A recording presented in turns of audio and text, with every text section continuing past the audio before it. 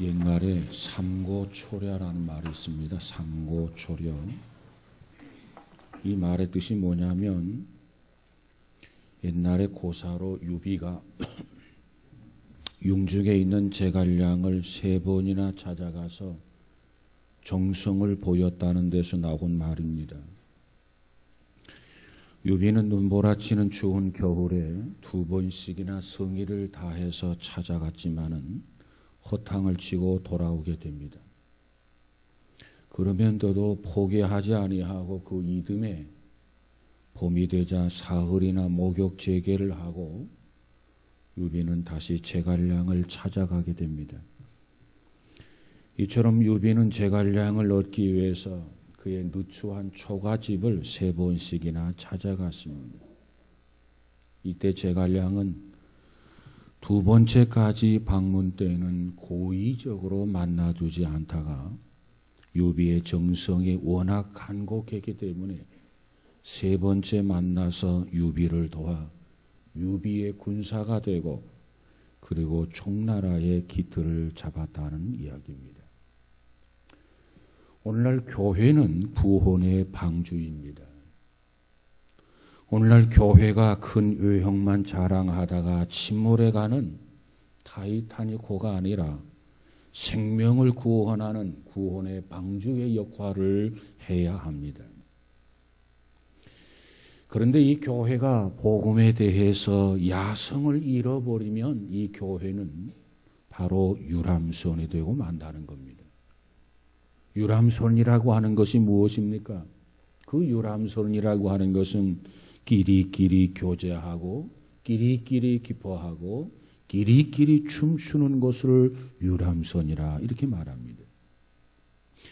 오늘날 교회가 유람선의 역할을 한다면 영적인 전투력을 상실하게 된다면 사탄의 공격에 침몰할 수밖에 없을 것입니다. 그래서 오늘날 교회가 거대한 타이타닉호처럼 숫자와 규모와 외형만 자랑하다가 침몰할 것인지 아니면 정말 노아의 방주가 되어져서 시대를 새롭게 하고 영혼들을 구원할 것인지 오늘 그것은 교회 안에 있는 우리 모든 성도들에게 달려있는 것입니다. 세상에서도 한 사람을 얻기 위해서 삼고초려를 하는데 사람의 영원한 생명, 천하보다도 귀한 생명, 온 천하를 주고도 바꿀 수 없는 그 생명을 구원하는 이 거룩한 일에 어찌 교회와 성도가 참고초려를 못할 이유가 어디 있겠느냐 그 말입니다. 누가 이 일을 거절하겠습니까? 누가 이 일을 등한히 할 수 있겠습니까? 우리는 무엇보다도 베드로처럼 자신에 대한 확실한 신앙을 가지고 고백을 하면서 예수님을 기쁘고 영화롭게 해드리며 정말 선교와 정말 전도를 위해서 최대한도로 쓰임을 받을 수 있는 위대한 일꾼, 위대한 도구들이 다 되시기를 주님의 이름으로 축복합니다. 오늘 본문에 보니까 예수님께서 제자들을 모아놓고 이렇게 질문을 던집니다. 사람들이 인자를 누구라고 하더냐라는 질문입니다. 오늘 본문 13절 14절에 보니까 예수께서 가이사라 빌립보 지방에 이르러 제자들에게 물어 가라사대 사람들이 인자를 누구라 하느냐 가로되 더러는 세례 요한 더러는 엘리야 어떤 이는 에레미야나 선지자 중에 하나라 하더이다 그랬어요. 예수님께서 제자들 모아놓고 그렇게 질문을 합니다. 사람들이 인자를 누구라 하느냐. 예수님께서는 이 질문을 통해서 이 자신의 공생의 기간에 중간 결산을 하기를 원하셨습니다. 내가 지금까지 땀 흘렸는데, 내가 지금까지 수고했는데, 내가 지금까지 너희들에게 하늘의 신령한 말씀을 전했는데 그렇다면 사람들이 나를 누구라고 말하더냐? 사람들의 반응이 어떠하더냐? 중간 결산을 원했어요. 그리고 이제부터 예수님께서 십자가의 사건을 제자들에게 가르치고 훈련시키기도 했습니다.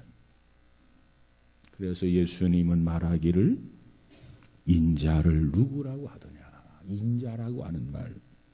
여러분, 인자란 누구를 가리킵니까? 예수님께서 자기 자신을 표현하실 때 즐겨 쓰던 표현 중에 하나가 인자라고 하는 말입니다. 그래서 마태복음, 마가복음, 누가, 요한복음 이와 같이 사복음서에는 인자라고 하는 말을 81번 언급하고 있습니다. 인자라고 하는 말. 참 예수님께서는 하늘의 능력과 성품을 가지신 신령한 그러한 분이십니다. 뿐만 아니라 예수님은 이 땅에서 하나님의 뜻을 분별하고 그 하나님의 뜻을 실천하기 위해서 성육신하신 그러한 사람이십니다. 하늘의 성품과 땅의 사람의 성품을 지닌 신이면서도 인간이신 예수님, 그 예수님을 자신을 인자라 이렇게 표현하셨다 그 말이에요. 사람들이 인자를 누구라고 하더냐? 인자이신 예수님에 대해서 평가를 합니다. 어떤 평가를 합니까? 어떤 사람은요, 세례 요한이라고 하더이다 그랬어요. 세례 요한. 이 세례 요한이 하신 일이 무엇입니까? 세례 요한은 하나님의 말씀과 능력으로 일한 사람입니다. 전국의 메시지를 전했습니다. 백성들의 불의를 책망하고 꾸짖었습니다. 그러다가 헤롯에게 순교한 세례 요한, 그 세례 요한과 비슷하다라고 하는 평가가 내려졌습니다. 그리고 또 어떤 평가가 있었습니까? 더러는 엘리야라고 하더이다. 엘리야. 구약에서 가장 열성적으로 백성들의 타락과 바알 종교의 불의를 꾸짖었던 능력의 선지자가 아닙니까? 그리고 그 엘리야는 죽음을 경험하지 아니하고 승천했습니다. 죽음 없이 세상을 정복할 것이라는 기대감으로 가득 차 있었습니다. 그래서 더러는 엘리야라고 하더이다. 그러면서 또 다른 평가가 있었는데 그 어떠한 평가입니까? 어떤 사람은 에레미야라고 하더이다 그랬어요. 에레미야라고 하는 사람은 누굽니까? 이 구약 성경에서 이스라엘 백성을 위해서 가장 많은 눈물을 흘렸던 눈물의 선지자라고 평가했던 분이 바로 에레미야입니다. 그런데 예수님께서 예루살렘을 향해서 눈물을 지었던 예수님, 그 예수님과 이 백성들을 위해서 가장 많이 눈물을 흘렸던 그러한 에레미야와 같이 평가를 했단 말이에요. 여러분, 이처럼 사람들은 예수님을 정의의 사도 세례 요한이라고 하더이다. 능력의 선지자 엘리야라고 하더이다. 눈물의 선지자 에레미야라고 하더이다. 이렇게 평가를 합니다. 여러분, 이 평가 앞에 예수님의 반응은 어떠했습니까? 실망하는 것이 역력했습니다. 사람들이 저와 여러분을 평가할 때 우리들이 기대하는 평가가 이루어지지 않아도 우리는 실망해서는 안 됩니다. 왜 우리는 실망해서는 안 해야 됩니까? 그런 과정을 통해서 우리는 자신을 되돌아보고 자신을 새롭게 하고 자신을 축복의 기회로 만들어야 하기 때문에 그렇습니다. 그로 인해서 비관할 이유도 없고 그로 인해서 실망할 이유도 없고 우리는 신앙으로 인해서 그것을 극복해야 할 성도인 것을 믿으시기 바랍니다. 1930년대 초 미국은 심각한 대공황을 겪고 있었습니다. 어느 날 클레이 린스라고 하는 목사님께서 공장이 밀집된 지역의 한 흑인 교회를 방문하게 됩니다. 그 교회 신자들의 구성원은 대부분이 극빈자들이었습니다. 60% 이상이 실직을 당한 상태였습니다. 그런데 그들이 부르는 찬송은 힘이 있었고, 그들이 부르는 찬송은 능력이 있었고, 그들이 부르는 찬송은 희망이 넘쳤습니다. 그들의 표정에서 절망의 빛을 찾아볼 수가 없더라는 겁니다. 그들 모두가 다 극빈자였습니다. 60% 이상이 실직을 당한 상태였습니다. 그렇다고 한다면 낙심할 수도 있지 않겠습니까? 실망할 수도 있지 않겠습니까? 의욕을 잃어버릴 수도 있지 않겠습니까? 그런데 그들의 모습 속에서, 그들의 표정에서 그와 같은 면을 결코 찾아볼 수가 없더라는 이야기입니다. 그래서 목사님은 한참 설교를 하다가 설교를 중단하고 교인들에게 물었습니다. 여러분, 지금은 대공황입니다. 도무지 희망이 없어 보입니다. 실업자는 계속해서 줄어드는 것이 아니라 계속해서 증가하고 있습니다. 그런데 여러분 뭐가 그리 기쁘고 뭐가 그리 즐겁고 뭐가 그렇게 희망적입니까? 목사님이 질문을 던졌어요. 그때 한 교인이 그 자리에서 벌떡 일어나 밝은 표정으로 이렇게 대답을 했습니다. 예, 지금 우리는 예수 그리스도를 노래하고 있습니다. 예수 그리스도, 그분이 우리의 주님이십니다. 그분이 우리의 곁에 계십니다. 그분은 우리의 희망입니다. 설교하던 목사님이 그들의 답변을 통해서 오히려 은혜를 받았다는 거예요. 그렇습니다. 신앙은요, 고난을 희망으로 바꾸는 힘이 있습니다. 이거 신앙입니다. 여러분, 우리 모두가 다 예수 그리스도에 대한 믿음, 예수 그리스도를 향한 신앙, 그것은 우리가 가지고 있는 최고의 자산임을 믿으시기 바랍니다. 그 믿음이, 그 신앙이 우리로 하여금 고난의 순간에도, 역경의 순간에도, 질병의 순간에도 우리로 하여금 희망을 노래하게 하는 것입니다. 아무리 어렵더라도, 아무리 힘들더라도, 아무리 고통스럽더라도, 사람들의 평가가 자신의 기대에 미치지 못하다 할지라도 우리는 좌절하지 아니하고, 우리는 실망하지 아니하고, 우리는 새 힘을 얻어서 축복의 기회로 삼는 우리 모두가 되시기를 주님의 이름으로 축원합니다. 예수님께서 인자를 누구라고 하더냐? 더러는 세례 요한, 더러는 엘리야, 더러는 에레미야, 더러는 선지자 중에 하나라고 합니다. 만족스럽지 못한 답변이었습니다. 그러자 예수님께서 제자들을 향해서 또 다른 질문을 합니다. 그렇다면 너희들은 나를 보지 않았느냐? 너희들은 나의 곁에 있지 않았느냐? 너희들이 내가 하는 일을 보지 않았느냐? 그렇다면 너희들은 나를 누구라고 하느냐? 그랬어요. 오늘 본문 15절 16절에 보니까 이르시되 너희는 나를 누구라고 하느냐? 시몬 베드로가 대답하여 이르되 주는 그리스도시요 살아계신 하나님의 아들이십니다. 그랬어요. 누가 이러한 답변을 합니까? 베드로라는 사람이에요. 이 베드로는 어떤 성격을 가졌느냐? 적극적입니다. 이 베드로는 충격적인 성격에 따라서 항상 자기 자신을 내세우고 남보다 앞서 나서는 열정적인 면이 베드로에게 있었습니다.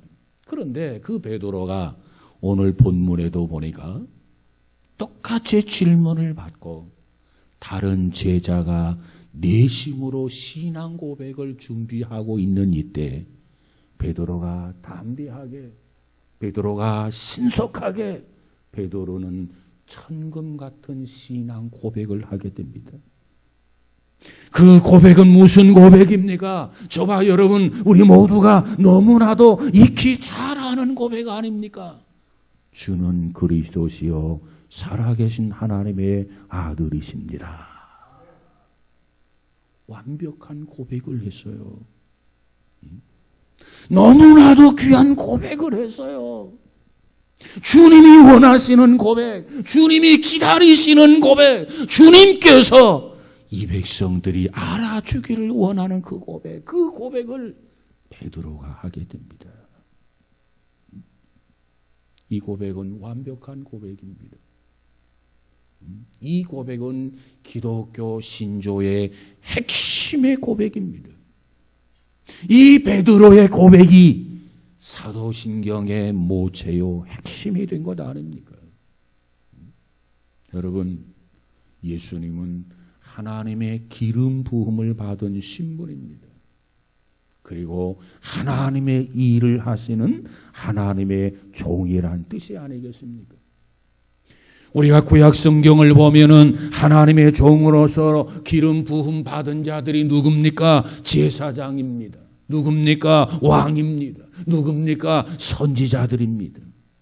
그러므로 예수님은 대제사장이 되시고 예수님은 왕이 되시고 예수님은 선지자 역할을 감당할 참 메시아요 참 그리스도였던 겁니다.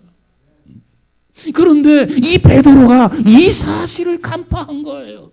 이 사실을 발견한 거예요. 그리고 나서 힘을 주어서 베드로는 말하기를 주는 그리스도시요 살아계신 하나님의 아들입니다. 누구에게 선수를 빼앗길까 봐서 다급하게 핵심적인 고백을 앞장서서 주장한 것 아니겠습니까? 주님이 그 고백을 듣고 기뻐하셨어요. 주님이 그 고백을 들으시고 감동을 받으셨어요. 주님께서 그 고백을 들으시고 흥분하셨습니다. 여러분, 그 고백이 어떠한 고백이에 주님이 흥분할 정도의 고백이었습니까?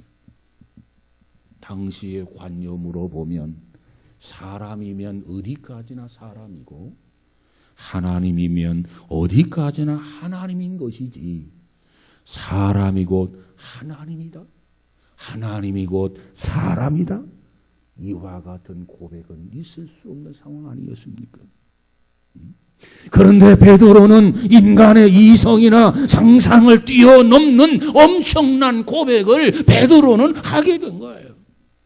이해할 수 없는 고백을 한 거예요. 납득할 수 없는 고백을 베드로는 한 거예요.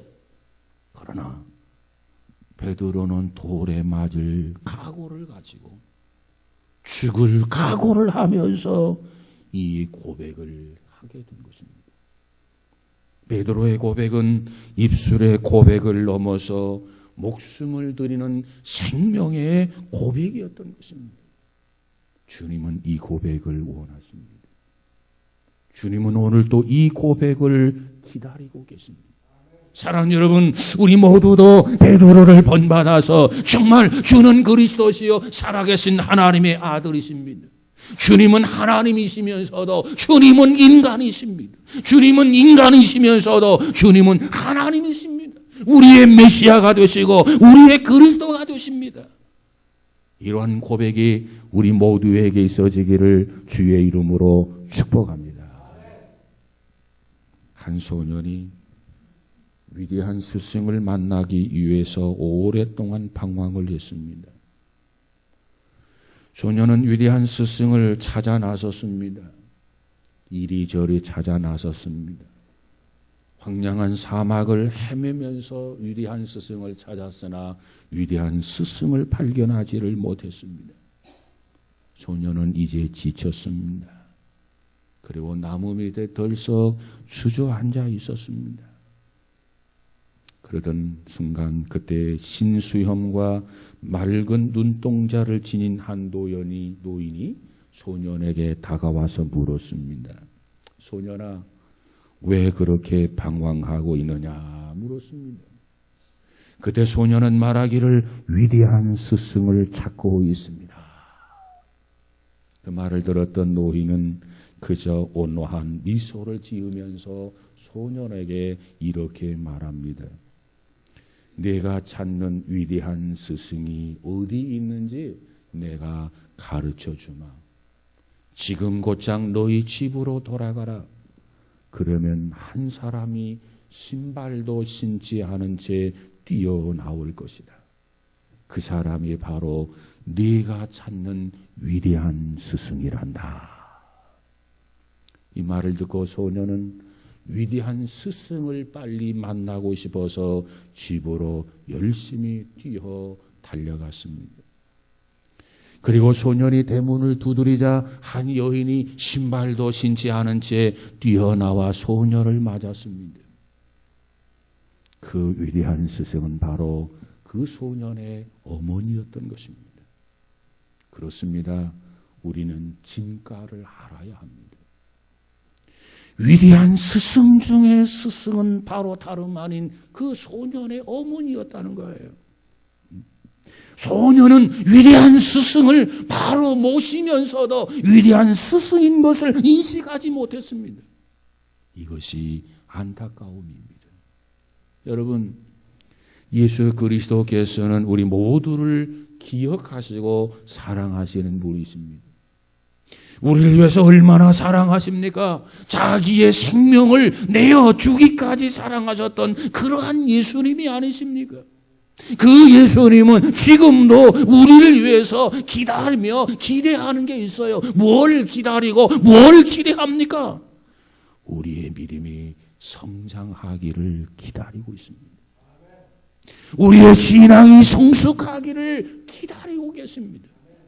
이제 우리 모두는 입술을 열어서 정말 주께서 원하시는 고백, 주께서 기다리시는 고백, 주는 그리스도시요 살아계신 하나님의 아들입니다. 이와 같이 당당하게 신앙 고백하기를 주의 이름으로 축복합니다.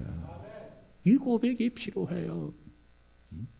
이 고백을 듣기를 원하세요.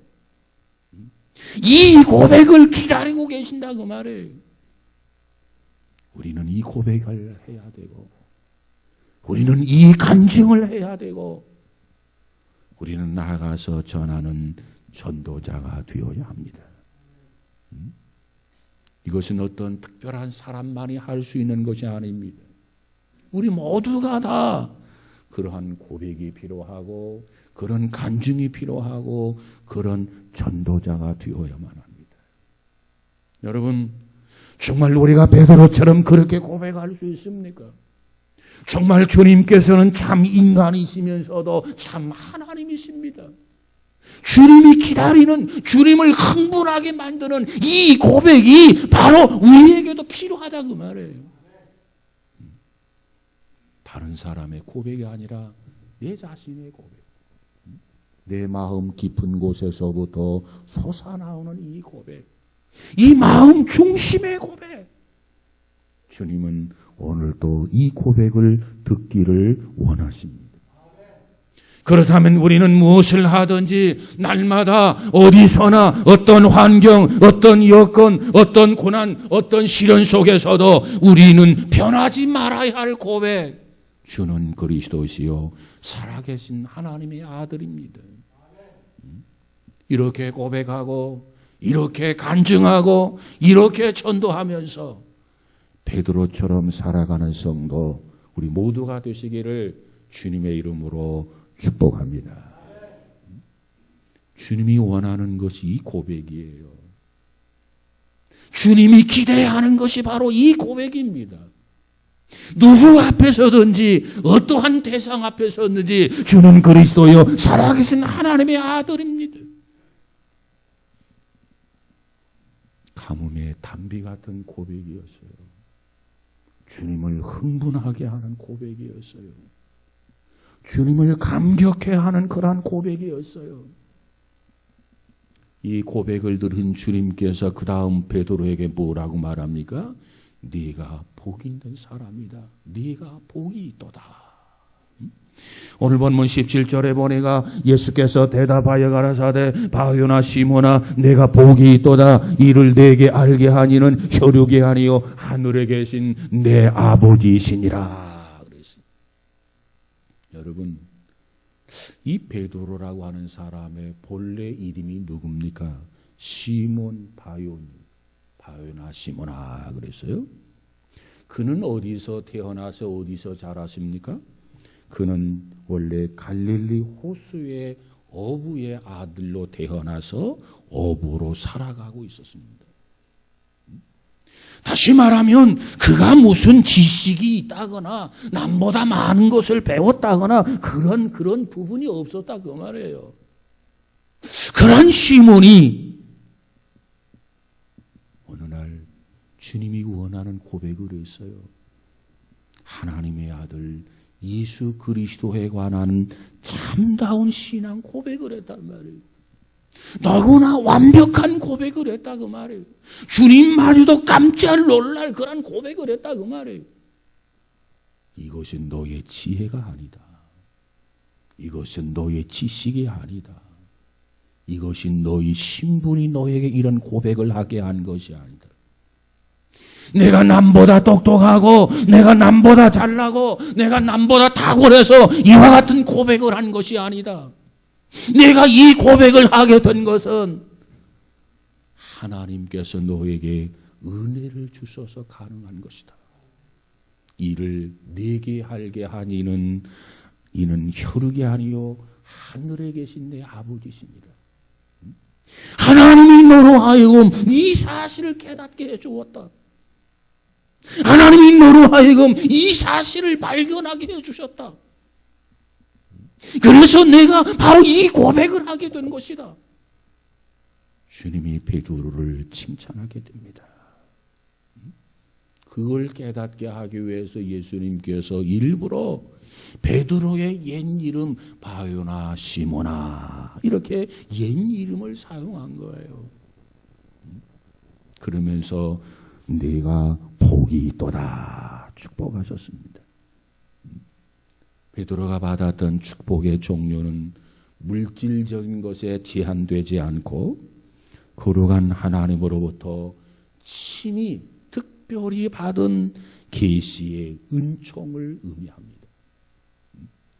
그래서 이 베드로는 교회를 세우게 되고 이 축복을 통해서 교회를 섬기게 되고 이 축복을 통해서 베드로는 교회를 부흥시키는 그러한 복을 받았어요. 예수님의 수제자가 되었다 그 말이에요.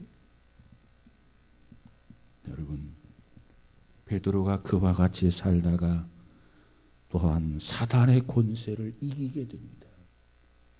평생을 주를 위해서 헌신하고 평생을 주를 위해서 충성하다가 그리고 마지막에는 십자가에 거꾸로 못 박혀 순교당한 것이 베드로였습니다. 여러분, 이것은 믿음 안의 축복입니다. 여러분, 순교는 아무나 하는 게 아닙니다. 순교는 정말 우리 그리스도인들에게 최고의 은혜요, 최고의 축복인 거예요.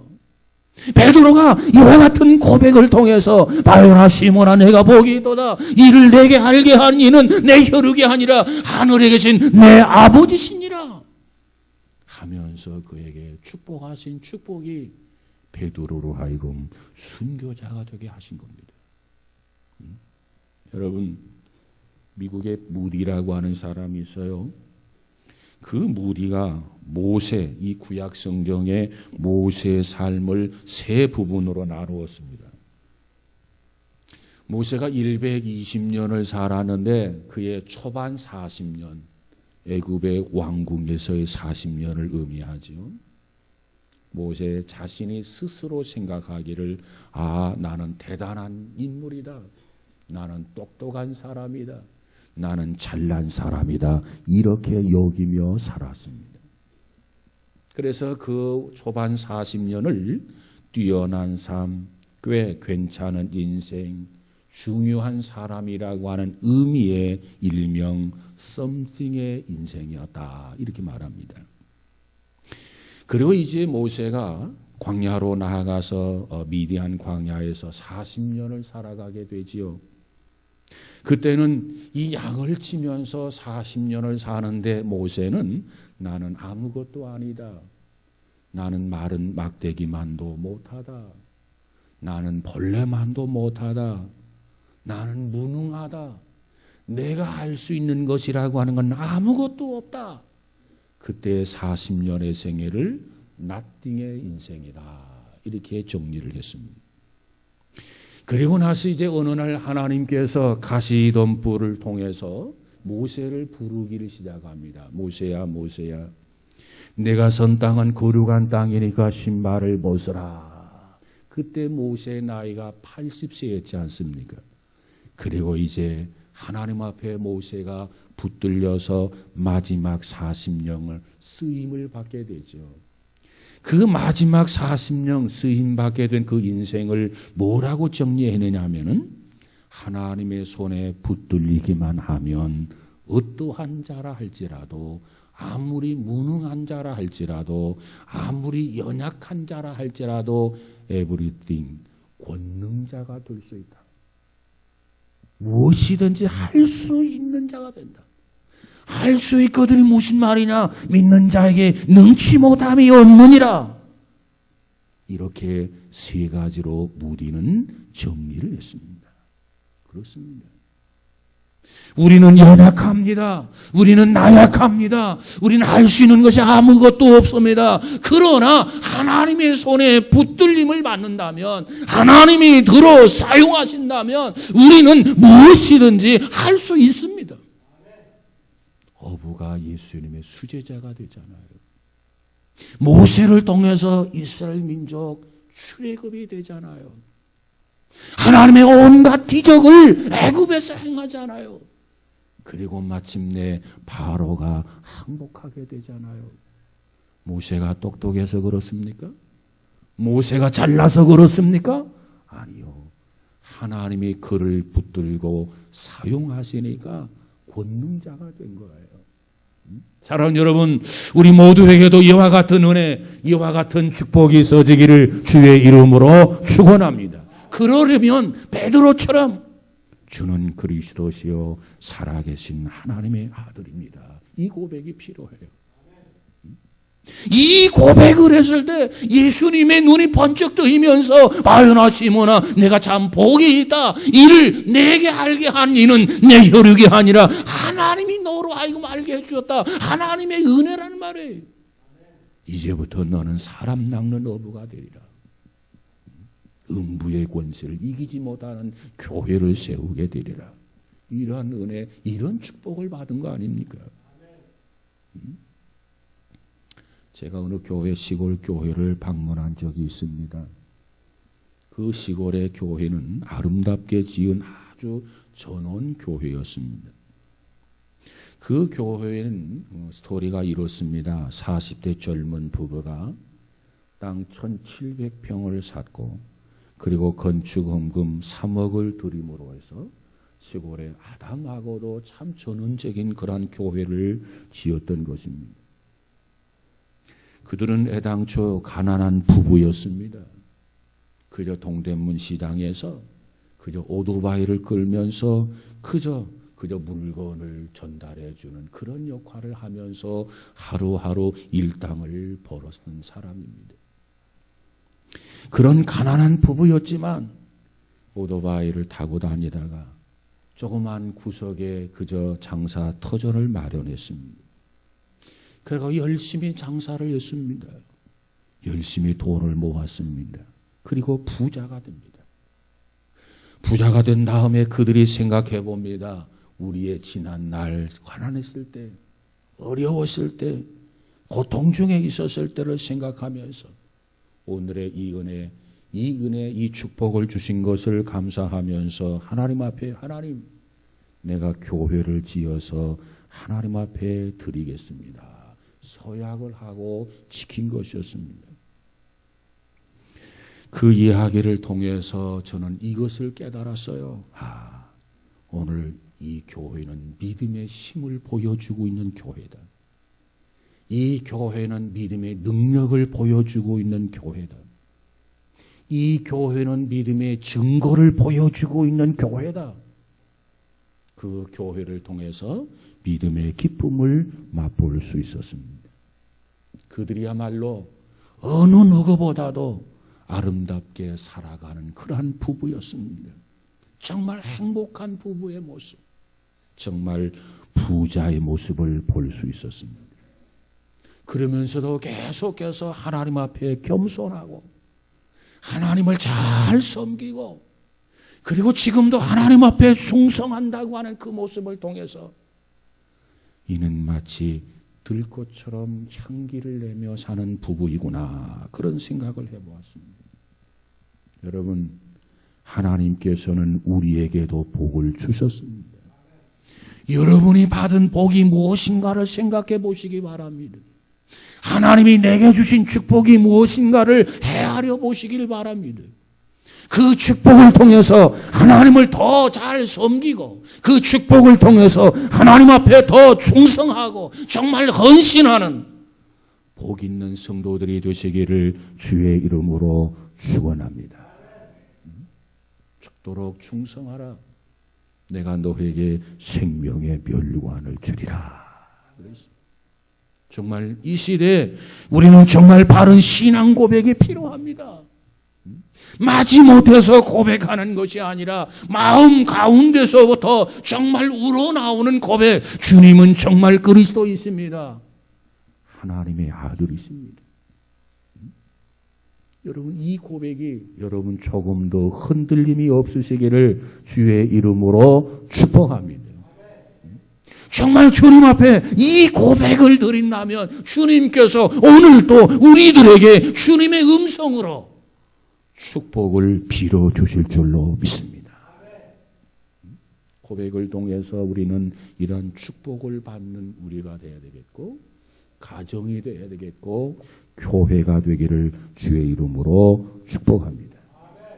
어떤 고난 속에서도 흔들리면 안 돼요. 어떤 역경 속에서도 흔들리면 안 돼요.